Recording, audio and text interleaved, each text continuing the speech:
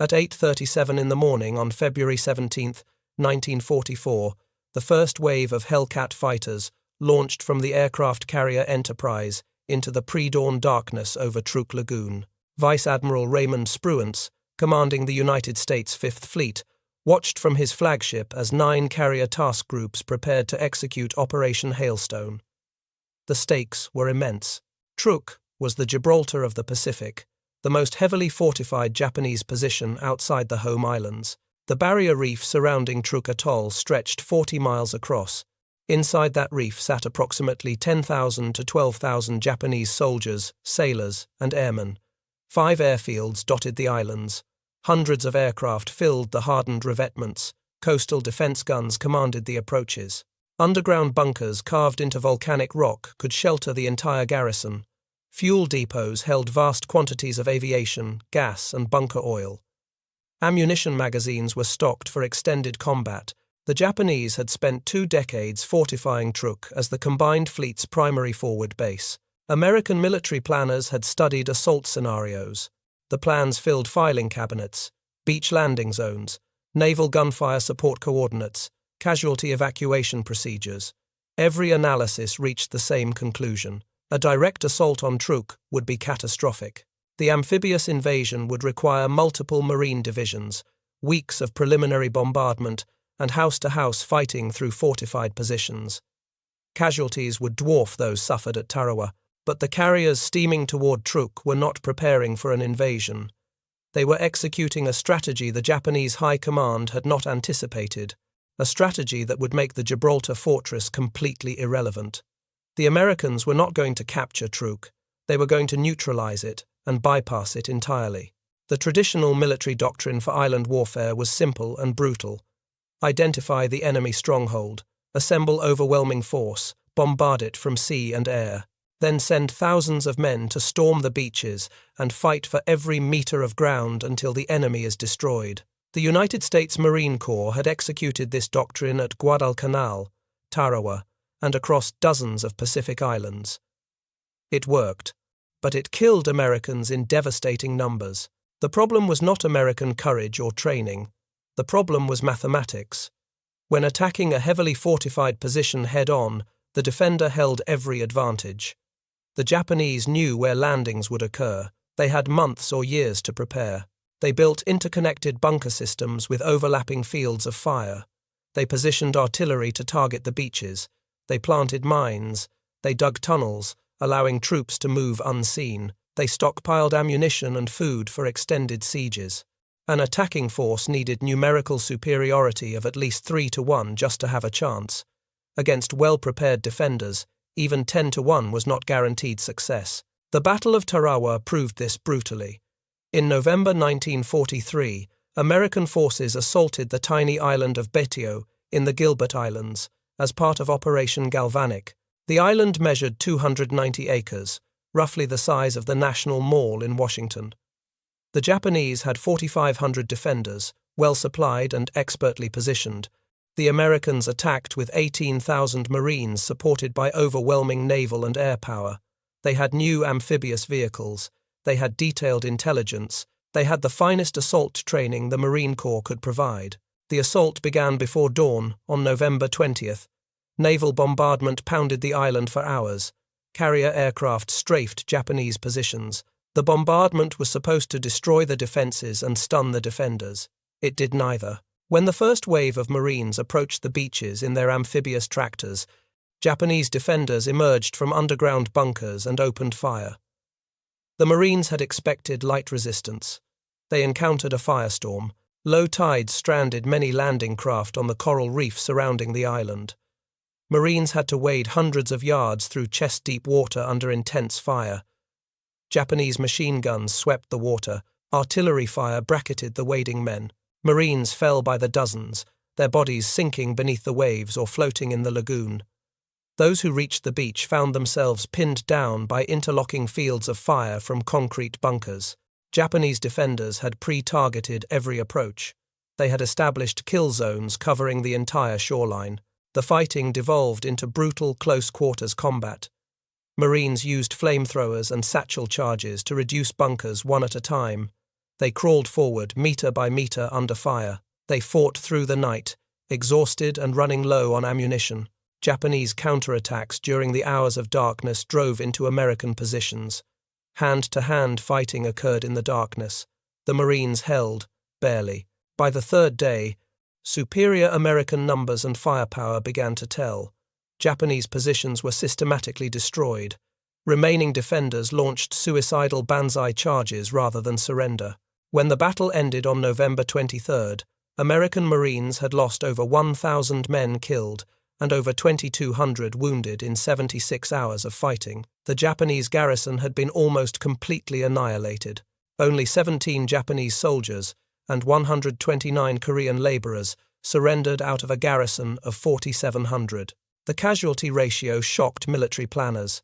The Marines had outnumbered the defenders 4-1.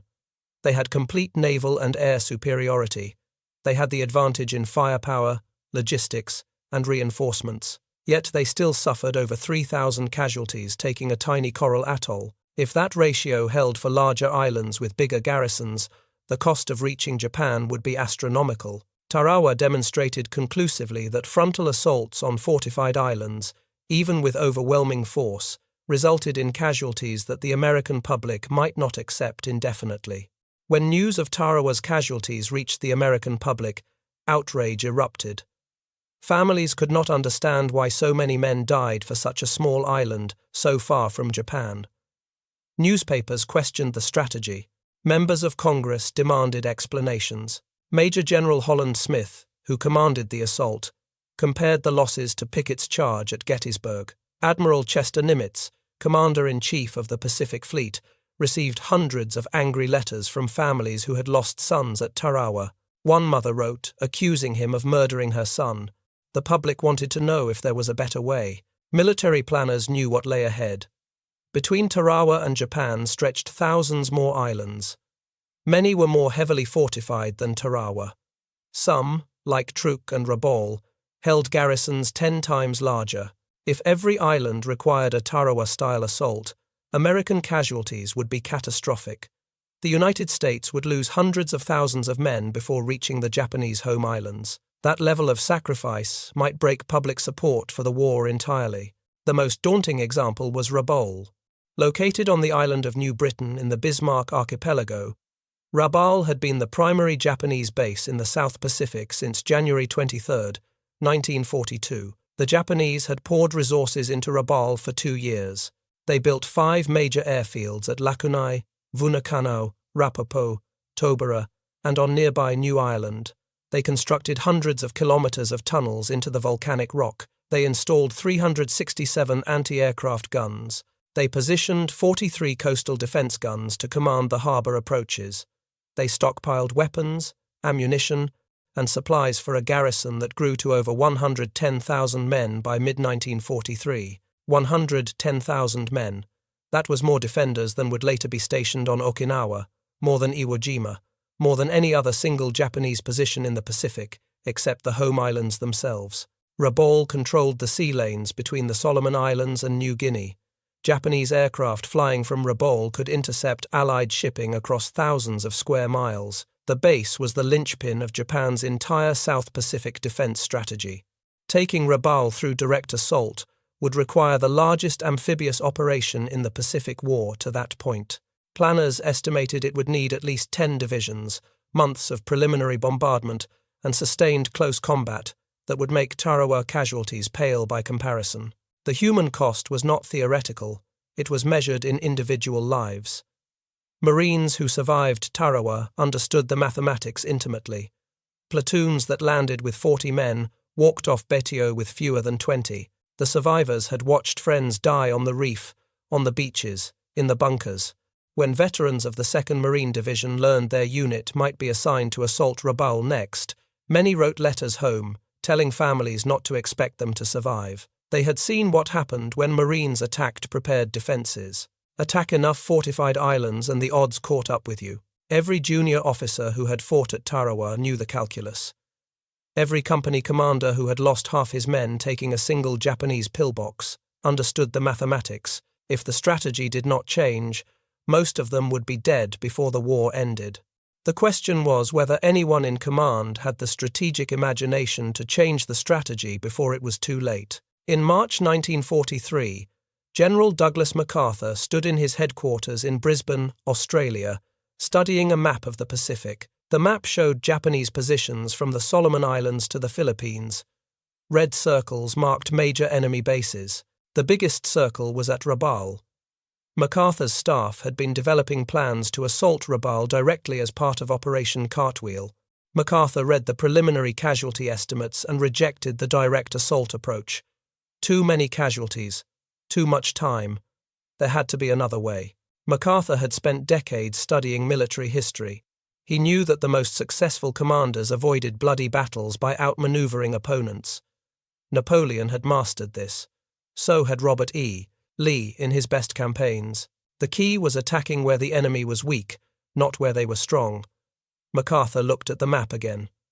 Rabaul was strong. But what if American forces did not attack Rabaul? What if they simply went around it?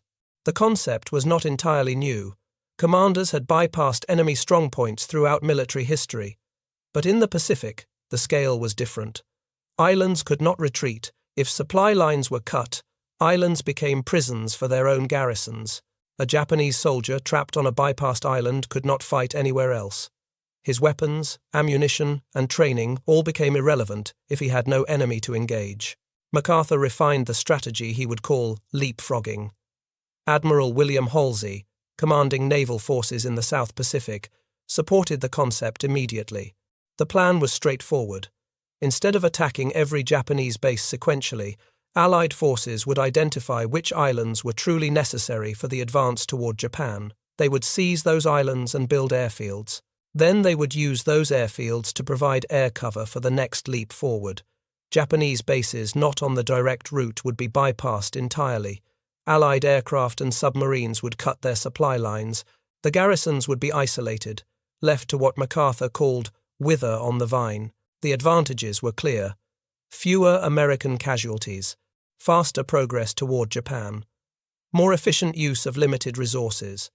The psychological impact on the Japanese would be devastating. Instead of fighting defensive battles, their troops would sit in bunkers watching American forces steam past toward the home islands. There would be nothing they could do to stop it. But the strategy had critics among senior American military leaders. Some officers argued that bypassing Japanese forces was too risky. What if the bypassed garrisons launched counterattacks against thinly held American positions? What if Japanese forces from bypassed bases interdicted American supply lines with submarine or air attacks? What if the strategy failed and left American forces exposed and isolated between powerful enemy strongpoints? These were not idle concerns. They were legitimate questions about operational risk. The plan required near total air and naval superiority across vast expanses of ocean.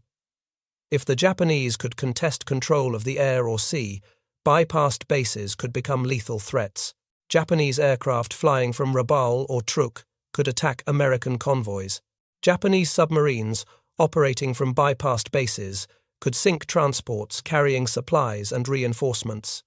Japanese naval forces could sortie from fortified harbors and engage weaker American units. The entire strategy depended on the United States maintaining complete dominance in the air and at sea. If that dominance faltered, the bypassed bases would become daggers pointed at American supply lines. But by mid-1943, American industrial production had shifted the balance of power decisively. New Essex-class aircraft carriers were arriving in the Pacific every month. These fast carriers displaced 27,000 tons and carried up to 90 aircraft each. They were the most powerful warships ever built. Factory production lines in the United States were delivering them faster than the Navy could train crews to man them. Hundreds of new aircraft rolled off assembly lines every week. The Grumman F-6F Hellcat fighter was entering service with capabilities that matched or exceeded the Japanese Zero. Thousands of trained pilots graduated from flight schools every month. The Japanese could not match this production. For every carrier Japan lost, there was no replacement. For every experienced pilot Japan lost, training a replacement took months of fuel the Japanese did not have. The mathematics of attrition favored the United States overwhelmingly. If there was ever a time to try a revolutionary new strategy that depended on air and naval superiority, this was it. The debate at the highest levels of American command was intense. Admiral Ernest King, Chief of Naval Operations, advocated for a Central Pacific drive straight toward Japan through the Marshall, Caroline, and Mariana Islands. This approach would rely heavily on carrier task forces and would require taking heavily fortified islands like Truk. General Douglas MacArthur advocated for a southwestern Pacific approach through New Guinea and the Philippines. This approach would allow more extensive use of land-based air power and would bypass many fortified islands. The compromise reached was to pursue both approaches simultaneously. Admiral Chester Nimitz would command the Central Pacific Offensive. General Douglas MacArthur would command the Southwestern Pacific Offensive. The two campaigns would support each other, forcing the Japanese to divide their dwindling resources between two threats. But both commanders agreed on one principle: wherever possible, avoid frontal assaults on heavily fortified positions. Use air power and sea power to neutralize enemy bases. Then bypass them. The decision was made at the Quadrant Conference in Quebec from August 17th to 24th, 1943.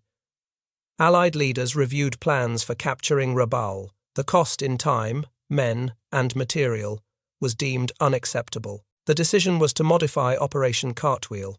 Instead of the original plan to capture Rabaul, Allied forces would encircle it, neutralize it with air power, and leave the garrison isolated. Military staffs began detailed planning for how to neutralize Rabaul without invading it. The key was establishing Allied airfields within range of Rabaul, but outside effective range of Japanese aircraft based there. Bougainville Island, 200 miles from Rabaul, was ideal. If the Allies seized the southern tip of Bougainville and built an airfield, they could launch fighters and bombers that would reach Rabaul easily. The Japanese had troops on Bougainville, but most were concentrated in the south. An amphibious landing at Empress Augusta Bay on the western coast could succeed with manageable casualties. Once the airfield was operational, Rabaul would be under constant air attack. The second piece was the Admiralty Islands, northwest of Rabaul. Seizing those islands would cut Japanese shipping routes from the home islands to their South Pacific bases. Rabaul would be surrounded on three sides by Allied air bases. Japanese ships trying to resupply the base would have to run a gauntlet of American submarines and aircraft. Few would make it. The garrison would slowly starve. On November 1st, 1943, American Marines landed at Empress Augusta Bay on Bougainville. The landing site had been carefully chosen. Most Japanese forces on Bougainville were concentrated in the southern and northern portions of the island. The western coast at Empress Augusta Bay was lightly defended. The 3rd Marine Division established a beachhead quickly. Japanese forces counterattacked, but were repulsed with heavy losses. The Japanese Imperial Navy attempted to interfere with the landings, but was driven off in a night surface action on November 2nd. Within weeks, American engineers carved an airfield out of the jungle at Cape Torokina. Seabees worked around the clock, bulldozing jungle and laying steel matting for runways. By late November, Allied fighters and bombers based on Bougainville were striking Rabaul daily. The distance from Bougainville to Rabaul was perfect. American fighters could escort bombers all the way to the target and still have fuel to engage Japanese interceptors. The Japanese tried to defend with their aircraft, but American fighters shot them down in growing numbers. The United States had achieved a critical advantage in pilot training and aircraft production. For every Japanese pilot lost, there was no replacement. For every American pilot lost, 2 more arrived from training schools in the United States. For every Japanese aircraft destroyed, production in Japan struggled to build a replacement. For every American aircraft destroyed, factories in the United States had already built 5 more. By February 1944, the Japanese had lost air superiority over Rabaul entirely. Their aircraft could no longer effectively intercept Allied bombers.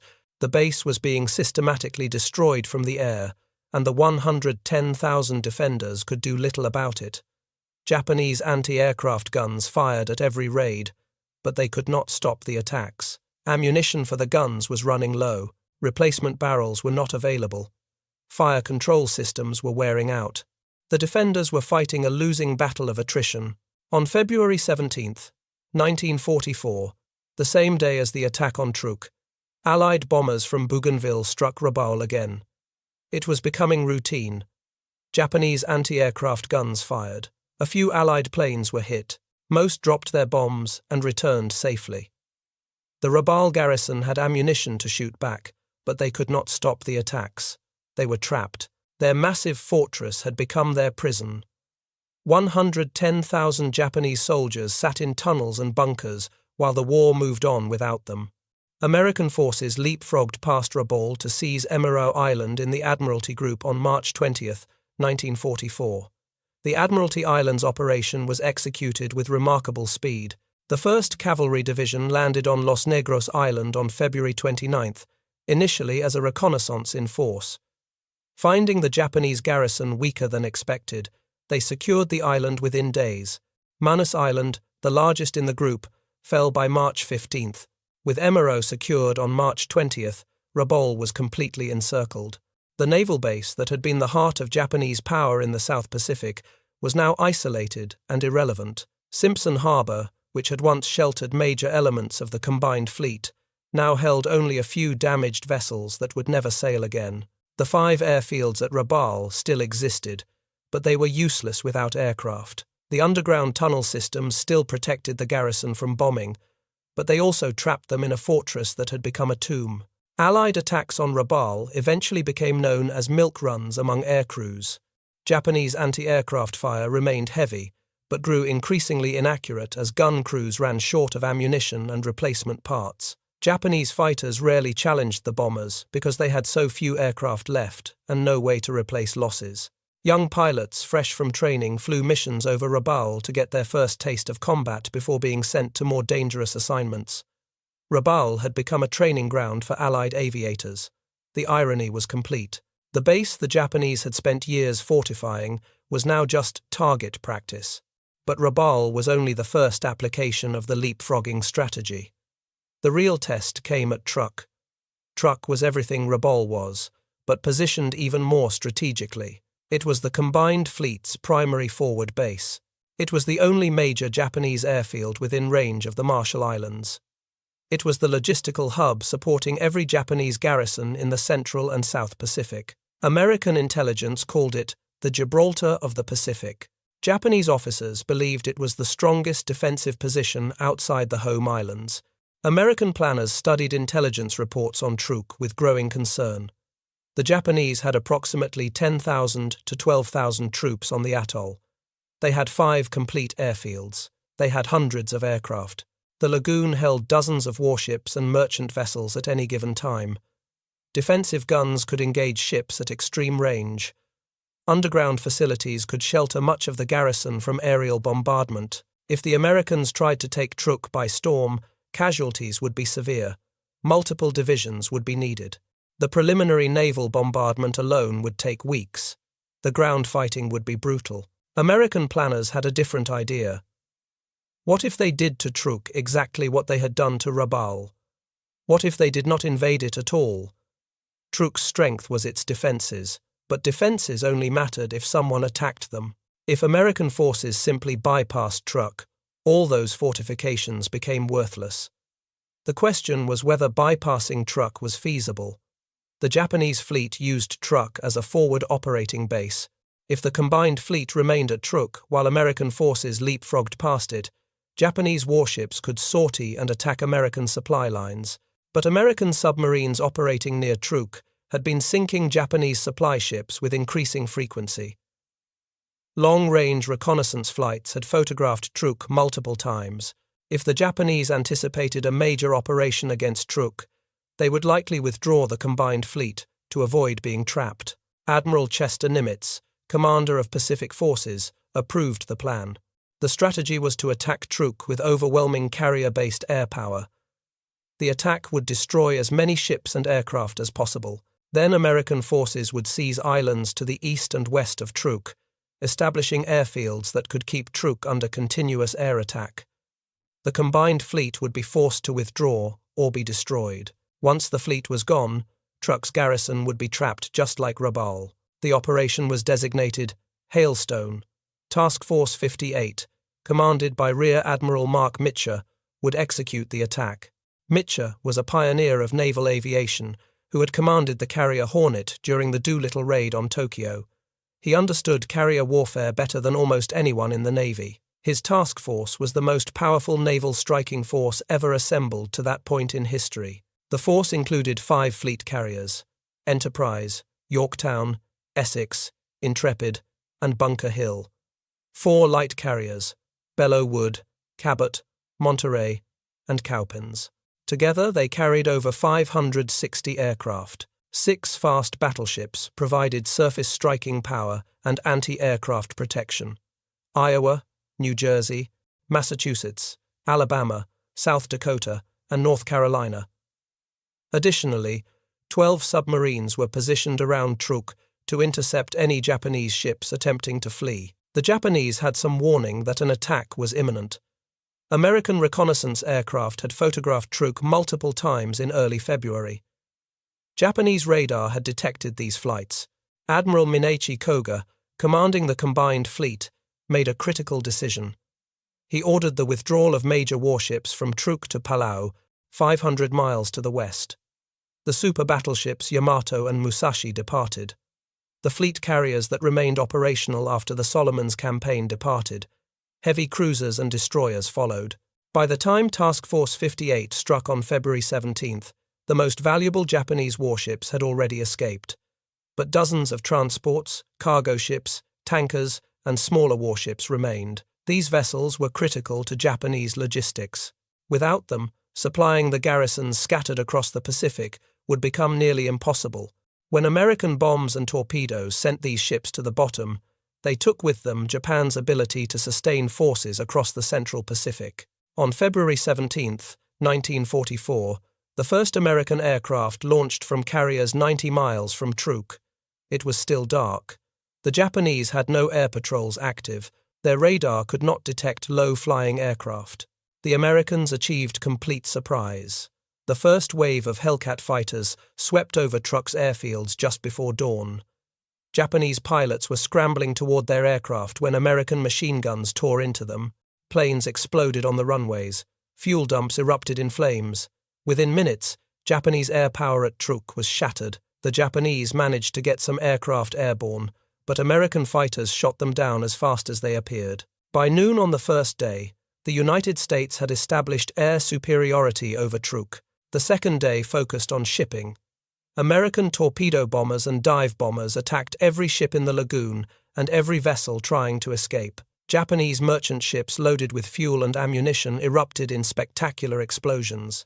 Warships attempting to flee were hunted down by American battleships and cruisers circling the atoll.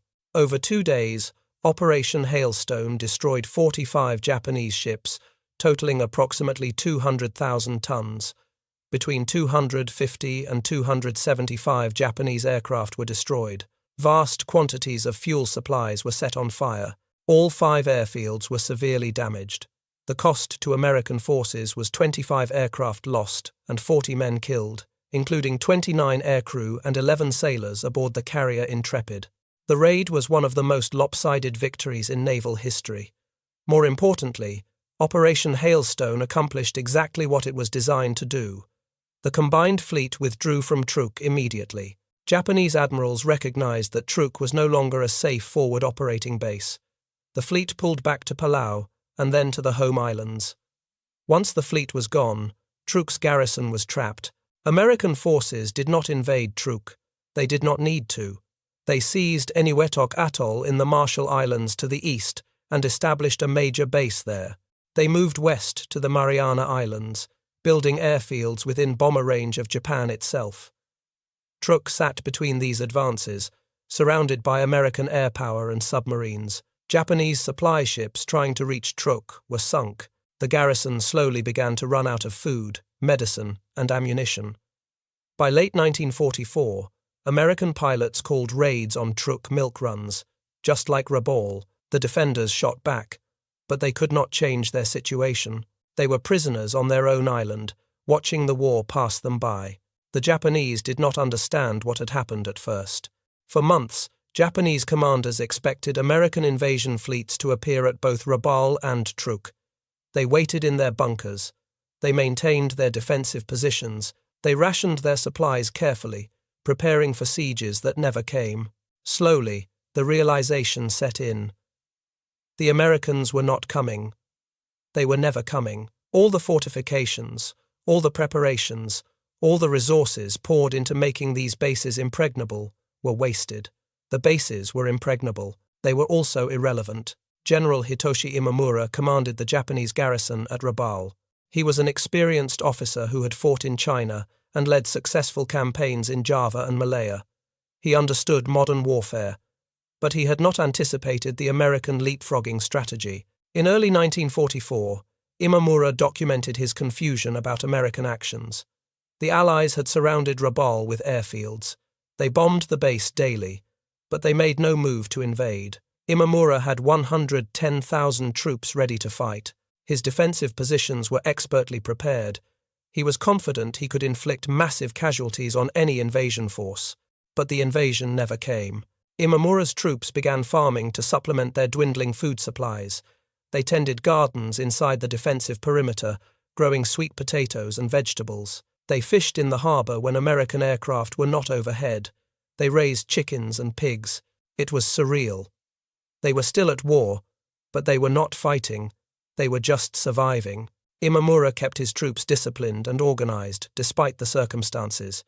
He maintained strict command structure and military protocol. Daily inspections continued.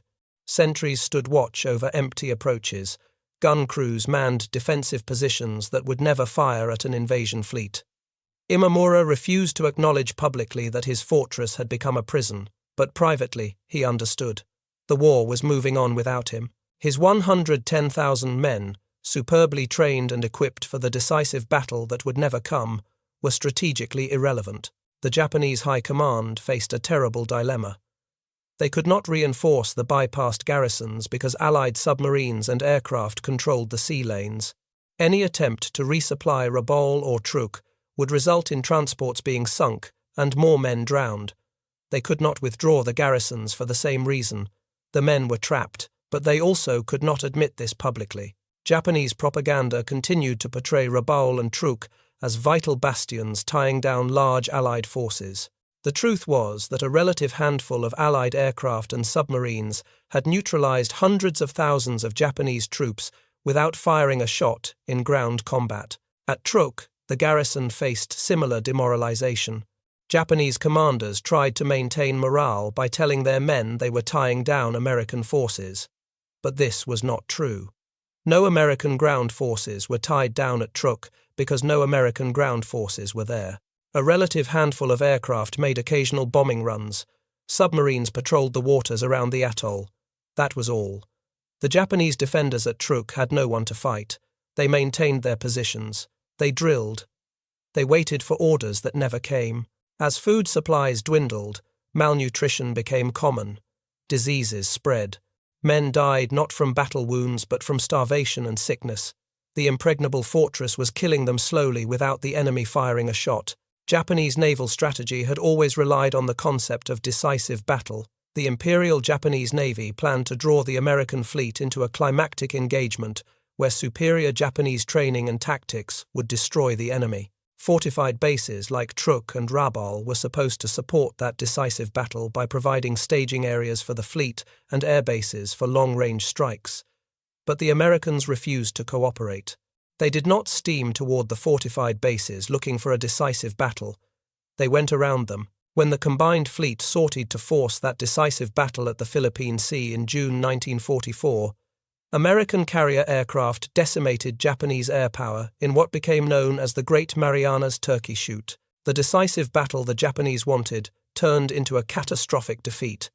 The strategy that had guided Japanese military planning for decades collapsed. The psychological impact on Japanese commanders was profound.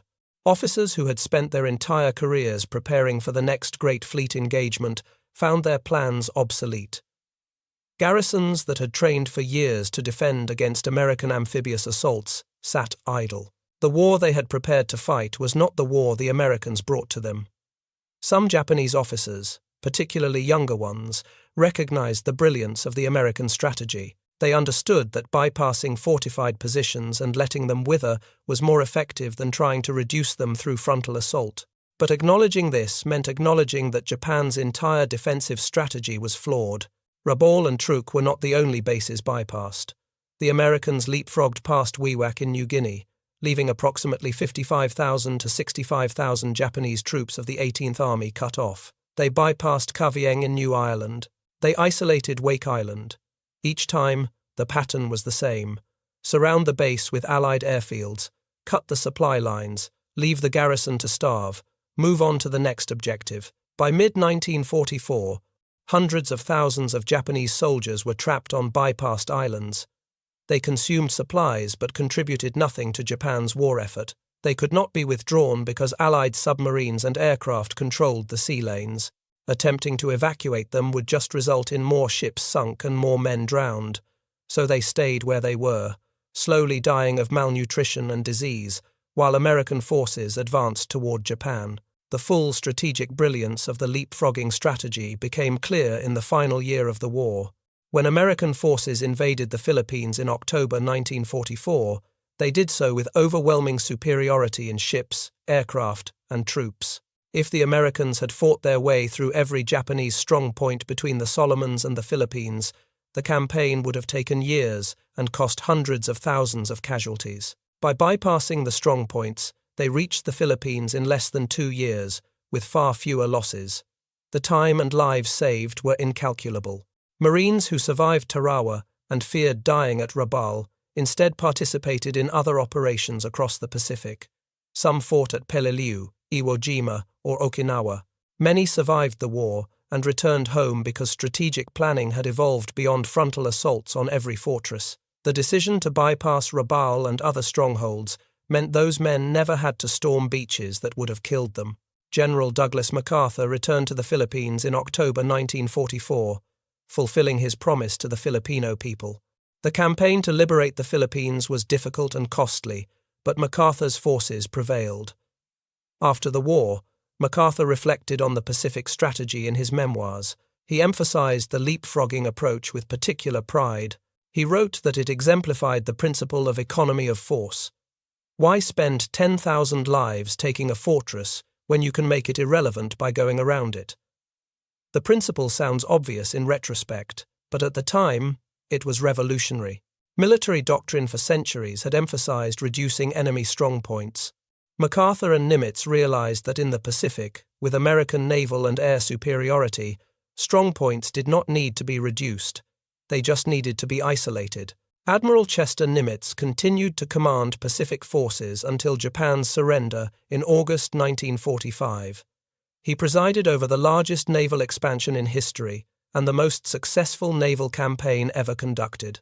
After the war, Nimitz reflected on what he considered the most important strategic decision of the Pacific campaign.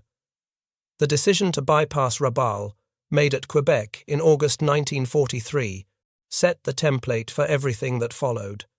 It proved that the leapfrogging strategy worked. It saved countless American lives and shortened the war considerably. The Japanese garrisons at Rabaul and Truk remained in place until Japan surrendered in August 1945. When General Imamura received word of the surrender, he assembled his troops and informed them the war was over. Many wept. They had endured years of privation and isolation, maintaining military discipline in the expectation that they would eventually fight the decisive battle that would turn the war in Japan's favor. That battle never came. The war ended, and they had not fired a shot in anger for over a year. Imamura surrendered his command to Australian forces in September 1945. The repatriation of his garrison took over 2 years. 110,000 men, the largest bypassed garrison in the Pacific, went home defeated without having fought a major battle. At Truk, the surrender came as a relief to many Japanese troops. The garrison had been on near-starvation rations for months. Diseases had killed many. When American forces finally arrived to accept the surrender and begin repatriation, they found survivors emaciated and weak. The impregnable fortress had become a death trap for its own defenders. The fortifications remained intact, the tunnels were still there, the coastal guns could still fire, but none of it mattered. The garrison had been defeated not by superior firepower, but by strategic irrelevance.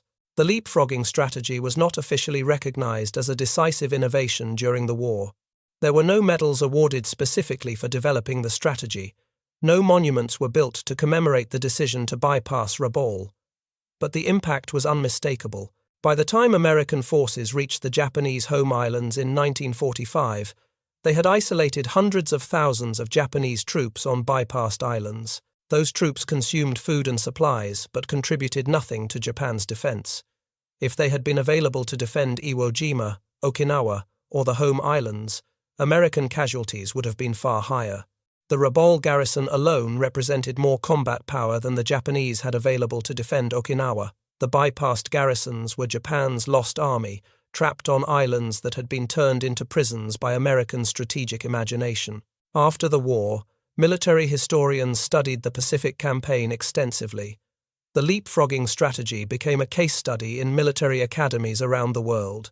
It demonstrated the value of strategic mobility, the importance of naval and air superiority, and the principle that the strongest defense can be rendered useless if it can be bypassed. Modern military doctrine incorporates these lessons. Commanders are taught to avoid enemy strengths and attack weaknesses. Fortifications are understood to be useful only if the enemy cooperates by attacking them. These principles seem obvious now. They were not obvious in 1943 when American planners first proposed bypassing Rabaul.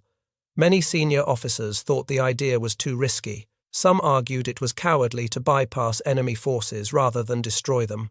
Others worried about leaving strong enemy garrisons in the rear. But MacArthur and Nimitz understood that the Pacific War would be won by reaching Japan quickly, not by eliminating every Japanese garrison along the way. The fastest route to Tokyo ran past Rabaul and Truk, not through them. Time spent reducing those fortresses was time the Japanese could use to strengthen defenses closer to the home islands. Lives spent capturing those bases were lives that could not be risked in later battles. Resources expended on unnecessary sieges were resources diverted from the main effort. The mathematics were compelling. If taking Rabaul would have cost 30,000 American casualties and 6 months, bypassing it saved 30,000 lives and 6 months. Those lives could not be replaced. That time could not be recovered. The strategic choice was clear once commanders stopped thinking in terms of territory and started thinking in terms of time and casualties. The objective was not to own every island in the Pacific. The objective was to defeat Japan as quickly and efficiently as possible. Rabaul today is a town in Papua New Guinea. The tunnels and bunkers the Japanese built still exist. They are tourist attractions now. Visitors can walk through the underground complexes and see the coastal defense guns, still pointed out to sea, waiting for an invasion that never came. The concrete emplacements remain intact. The ammunition storage rooms are empty. The command posts are silent. The airfields are overgrown or converted to civilian use. Simpson Harbour, which once sheltered the combined fleet, now hosts commercial shipping and fishing boats. It is hard to imagine that this quiet tropical harbour was once the most fortified position in the South Pacific, the linchpin of Japan's defensive strategy, a base so powerful that taking it seemed impossible. It was impossible. That is why the Americans did not try. Truk Lagoon, now known as Truk Lagoon, is one of the world's premier wreck diving destinations. The 45 ships sunk during Operation Hailstone still rest on the bottom of the lagoon. Divers explore cargo holds filled with trucks, tanks, ammunition, medical supplies, and personal effects.